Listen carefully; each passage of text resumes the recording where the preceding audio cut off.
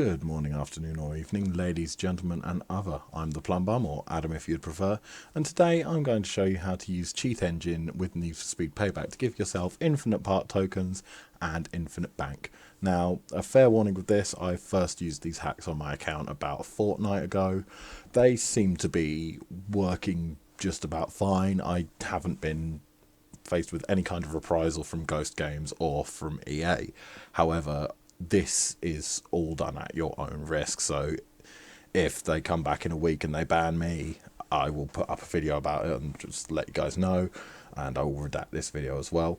But it's like, sort of, just be aware, it's probably against the end user license agreement, and it costs EA microtransaction money, so they're probably not going to be very happy with this, and they might patch the game, which would make this come out of date. Also be aware, if you've ever used Cheat Engine before, this will all be a very similar process to you, and I can literally blanket save you the video wholesale here if I just turn around and say, if you've used Cheat Engine before, just do the same thing that you've always done. Now, the first thing you obviously need to do, make sure you've got Need to be Payback installed, make sure you've got Cheat Engine installed. The version isn't really important, but I've got 6.7. I last used Cheat Engine about 2 years ago, and the process hasn't changed, so I would say this probably applies to most versions of Cheat Engine that you've used, that you have, but this is specifically using the 6.7 version.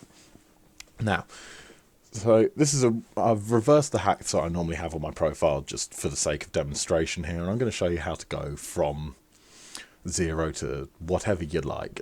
Generally, you'll need a small amount of starting part tokens and small amount of starting bank, just because you need to be able to alter the values to make Cheat Engine work. So without any further ado, first things you need to do is get your game of Need to Be Payback running, and you need to have Cheat Engine running as well. And first thing we do, click on this little icon here, because this just decides which of your windows you're going to apply Cheat Engine to. Yes, you can if you really want to apply Cheat Engine to Cheat Engine. It's a bit pointless. Anyway, so we open Need for Speed Payback and thing. You'll see your Need for Speed Payback process is now on your screen. And to initiate the hacks, we first of all need to locate the values where our speed token, our part tokens, and our bank is stored. So the way we'll do this is by value searching, and you've got a value key just down here. You can see I've already selected it on my screen, and we will put in our current number of part tokens, which, as we can see in the top corner here, is 97. So we will commit to a first scan, and we will find about 52,000 possible values that could be our speed cards, our part tokens. Excuse me, if I say speed cards, well, I usually just mean part tokens. I'm not going to bother correcting myself from here on out.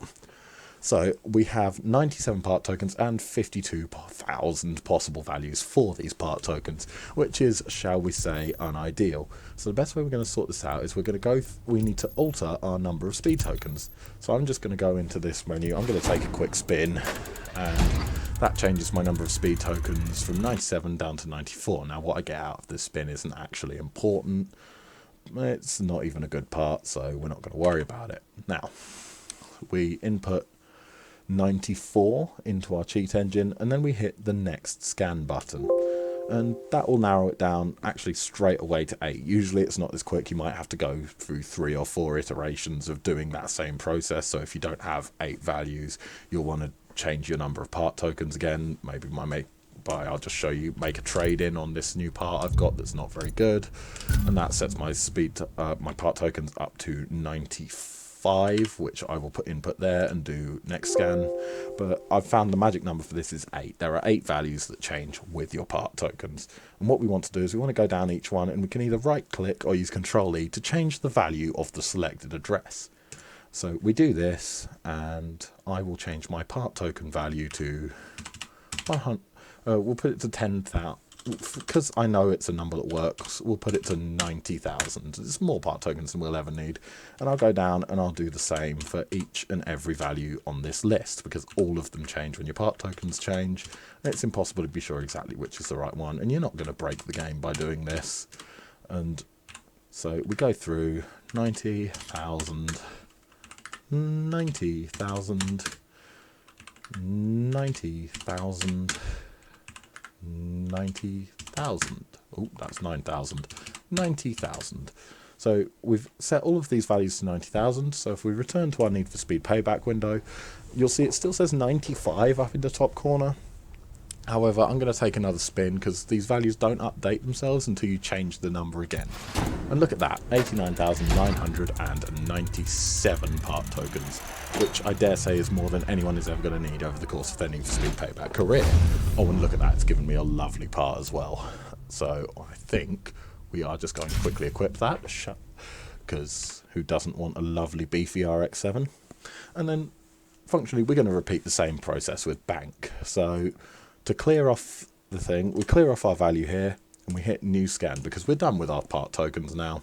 We have all the part tokens we want, and we are going to increase the value of money instead. So we can see here our current bank balance is 29,900, which is not a lot. Let's be perfectly honest, this is about one part's worth of this is like one high level part's worth of money, and we found 38 potential addresses that could be our bank, and I believe the magic number for this one is 14.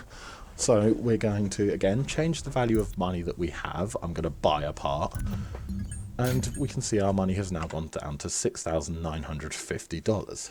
6,950. Again, we input that into our value field, we hit next scan, and voila, 14 values. Again, you might want to go through a few more iterations before you find out exactly the right amount. And then we do the same thing we did with the part tokens. So I'm going to set this value. I know it goes over 100 million, but again, that's more money than you're ever going to need. So I will set them all to 100 million. 100 million. 100 million. That's 10 million. Let's put another 0 on that one. That's now one too many zeros. I'm a professional, I promise.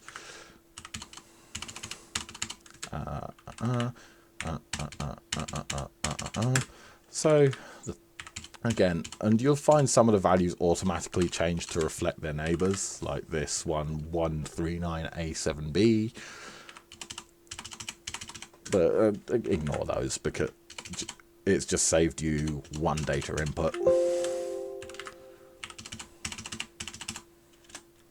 And then 100.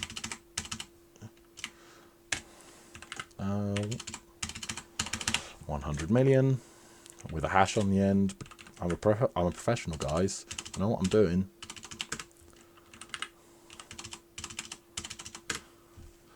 Okay, so all those values have been changed. And we're going to go through, we're going to reset one of the parts I actually want to use onto this car. So we'll go for that one. And then, again, the value still says 6,950 up in the top corner, but I'm going to sell this item. It will increase my money, change the value. Voila, 100 million bank. Now, the only thing I haven't quite figured out what to do with this yet is the shipments, because when I alter the reputation value, it seems to just scramble back down to a normal amount and not credit me any shipments for leveling up. So I don't think standard cheat engine methodology is going to work with this, but if someone does find a method to do it, I will create a new video and I will show you guys. But for now, that is it. Good luck and happy racing.